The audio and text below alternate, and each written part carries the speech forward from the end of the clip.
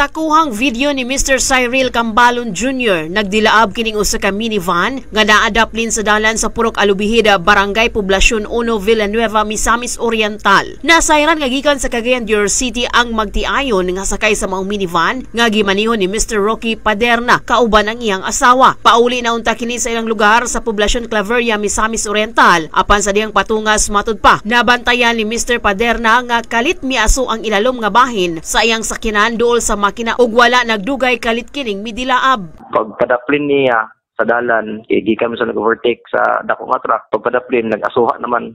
Dako naman ba, ananay aso sa sulod. So, pagpadaplin nila, nanggawas din sila. Nagpahinumdum ang Villanueva Fire Station sa mga driver nga magdala pirmi og fire extinguisher. Ilabi na kung mubiyahe og layo ning panahon sa ting-init. Gipasabot ni FO1 na mualas nga kung dunay fire extinguisher, ang maong sakyanan posibleng mapalong ra ang pagdilaab sa kalayo. Bahin ra sa kaning kuan, kaning ataw mga biyahero bitaw. Kailangan gid nga nagitay permanente nga fire protection like portable nga fire extinguisher na may gamay kanang 5 pounds. Pwede na nga ibutang diya sa kilid sa inyong sakyanan or sa likod just in case nga naay kalayo nga kuan magsugod. Kanang fire extinguisher para na sa sakon ha, first aid na siya. Para na sa gamay pa nga kalayo, pero kung dako nang kalayo, dapat i-safety na nato atong gagalingon magpalayo na to sa sakyanan.